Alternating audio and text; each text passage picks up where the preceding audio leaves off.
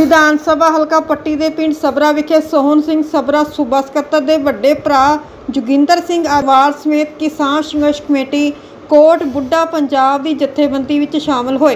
अते अवतार सिंह, आतमजीत सिंह, लवप्रीत समेत परिवार इंद्रजीत सिंह कोट बुढ़ा सूबा प्रधान ने सिरपाओ पाके जथेबंदी विच शामिल किया। खास करके बबलू के दोस्त भी शामिल होए जिस विच निशान सिंह पूरा, प्रदीप परब आदि हाजिर सन।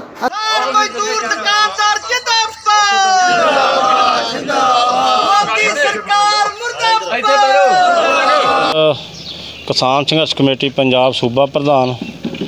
और नाल अपने सारे ही अपने सरपंच साहबान और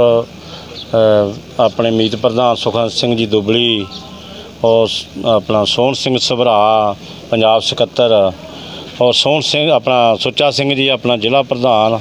और सारी बाकी करीम इत्थे और नौजवानों का तुसीं वेख रहे जी अज वड्डे पद्धर ते जिहड़ा यूथ आ जिहड़ा किसान संघर्ष कमेटी पंजाब दे विच शामिल होया और इन्हां दी बड़ी वड्डी देन आ कि पूरे अज 7.5 महीने बीत चुके आ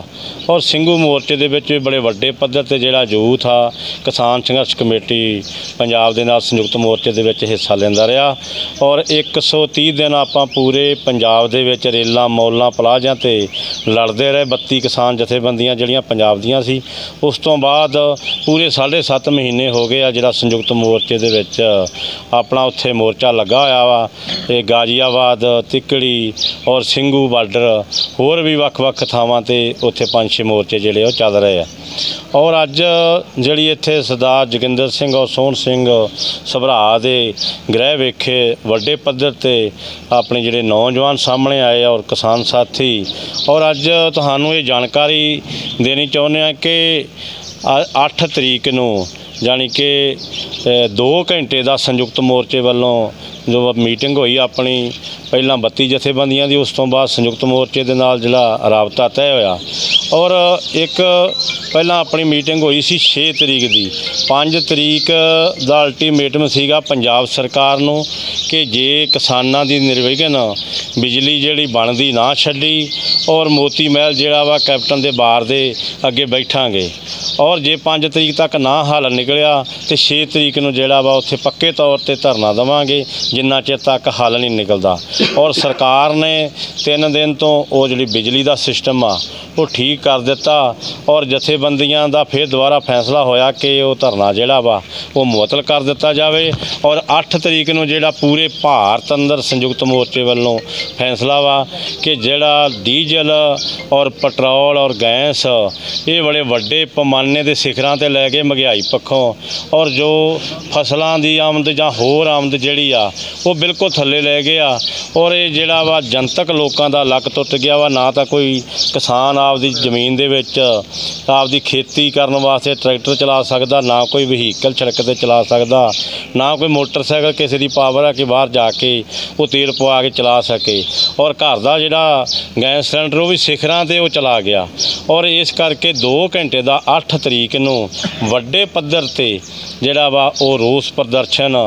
रोडां ते नाल ट्रैक्टर लाइनां दे विच ला के और मोटरसाइकिल कारां सिलेंडर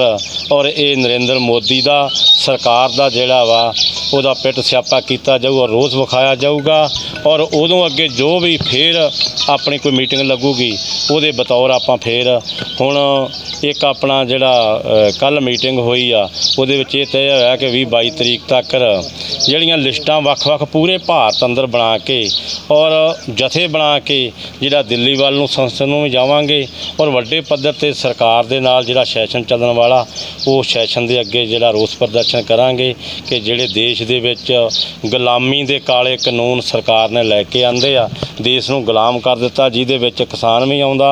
दुकानदार भी आउंदा, मजदूर भी आउंदा, सारिਆਂ ਦੇ किते जिहड़े वो खुस चुके ने और वड्डे पद्धर ते जिहड़ा मजदूरां दा जिहड़ी पहलां 8 घंटे दिहाड़ी सी ओहदी 4 घंटे होर वधा दित्ती। ये बहुत वड्डे पद्धर ते वो मजदूरां दे नाल भी धक्का कीता जा रहा। फैक्ट्रियां दे विच ਵਿੱਚ ਜਾਂ ਹੋਰ ਜਿੱਥੇ ਜਿੱਥੇ ਵੀ ਉਹ ਮੁਲਾਜ਼ਮ ਪੱਖੋਂ ਜਿਹੜਾ ਪੱਕੇ ਤੌਰ ਤੇ ਜਿਹੜਾ ਫੈਕਟਰੀਆਂ ਦੇ ਵਿੱਚ ਰਹਿ ਰਹੇ ਨੇ। ਔਰ ਇਸ ਪੱਧਰ ਤੇ ਜਿਹੜਾ ਉਹ ਸੈਸ਼ਨ ਜਦੋਂ ਚੱਲੂਗਾ 20-22 ਤਰੀਕ ਨੂੰ, ਉਹਦੇ ਵੱਡੇ ਪੱਧਰ ਤੇ ਜਿਹੜੇ ਰੋਜ਼ ਦੀ ਰੋਜ਼ ਸੰਸਦ ਨੂੰ ਜਿਹੜੇ ਉਹ ਵੱਡੇ ਜਥੇ ਜਾਇਆ ਕਰਨਗੇ। ਔਰ 8 ਤਰੀਕ ਨੂੰ ਜੋ ਵੀ ਭਾਰਤ ਅੰਦਰ ਇਹੀ ਅਪੀਲ ਆ ਕਿਸਾਨ ਵੀਰਾਂ ਨੂੰ ਕਿ ਵੱਡੇ ਪੱਧਰ ਤੇ ਪ੍ਰਦਰਸ਼ਨ ਕੀਤਾ ਜਾਵੇ। ਧੰਨਵਾਦ। ਵਾਹਿਗੁਰੂ ਜੀ ਕਾ ਖਾਲਸਾ, ਵਾਹਿਗੁਰੂ ਜੀ ਕੀ ਫਤਿਹ। ਮੇਰਾ ਨਾਮ ਜੀ ਸੋਹਣ ਸਿੰਘ ਸਭਰਾ, ਸੂਬਾ ਸਕੱਤਰ ਕਿਸਾਨ ਸੰਘਰਸ਼ ਕਮੇਟੀ ਇੰਦਰਜੀਤ ਕੋਟ ਬੁੱਢਾ। ਅੱਜ ਸਾਡੇ ਗ੍ਰਹਿ ਵਿਖੇ ਇੱਕ ਬੜੀ ਵੱਡੀ ਮੀਟਿੰਗ ਰੱਖੀ ਗਈ ਆ, ਜਿਹਦੇ ਵਿੱਚ ਸਾਰੇ ਪਿੰਡ ਦੇ ਪਤਵੰਤੇ ਪਾਰਟੀਆਂ ਤੋਂ ਉੱਪਰ ਉੱਠ ਕੇ ਤੇ ਕਿਸਾਨੀ ਨੂੰ ਜਿਨ੍ਹਾਂ ਨੇ ਸਾਥ ਦਿੱਤਾ ਵਾ, ਇਹ ਅੱਜ ਕਿਸਾਨ ਬਣ ਕੇ ਆਏ ਆ। ਤੇ ਬਹੁਤ ਹੀ ਖੁਸ਼ੀ ਇਹ ਆ ਗੱਲ ਵੀ ਅੱਜ ਜਿਹੜਾ ਉਹ ਸੁਖਵਿੰਦਰ ਸਿੰਘ ਬੱਬਲੂ ਦੀ ਅਗਵਾਈ ਦੇ ਹੇਠ ਨੌਜਵਾਨ ਕਾਫੀ ਜਿਹੜੇ ਆ ਉਹਨਾਂ ਨੇ ਸ਼ਮੂਲੀਅਤ ਕੀਤੀ ਆ ਜਥੇਬੰਦੀ ਦੇ ਵਿੱਚ। ਤੇ ਬੜੀ ਵੱਡੀ ਖੁਸ਼ੀ ਦੀ ਗੱਲ ਆ ਵੀ ਇਹ ਜਿਹੜੀ ਸ਼ਮੂਲੀਅਤ ਆ, ਜਿੱਥੇ ਸਾਨੂੰ ਪ੍ਰਧਾਨ ਜੀ ਸਾਡੇ ਡਿਊਟੀ ਲਾਉਣਗੇ, ਦਿੱਲੀ ਲਾਉਂਦੇ ਆ ਜਾਂ ਪਟਿਆਲੇ ਲਾਉਂਦੇ, ਕਿਤੇ ਵੀ ਲਾਉਂਦੇ ਆ, ਅਸੀਂ ਉਹਨੂੰ ਤਨਦੇਹੀ ਦੇ ਨਾਲ ਨਿਭਾਵਾਂਗੇ। ਤੇ ਵੱਧ ਤੋਂ ਵੱਧ ਨੌਜਵਾਨ ਜਿਹੜੇ ਉਹ ਵਿਸ਼ਵਾਸ ਦਿੱਤਾ ਉਹਨਾਂ ਨੇ ਸਾਨੂੰ ਵੀ ਅਸੀਂ ਤੁਹਾਡੇ ਨਾਲ ਚੱਲਾਂਗੇ। ਵਾਹਿਗੁਰੂ ਜੀ ਕਾ ਖਾਲਸਾ, ਵਾਹਿਗੁਰੂ ਜੀ ਕੀ ਫਤਿਹ।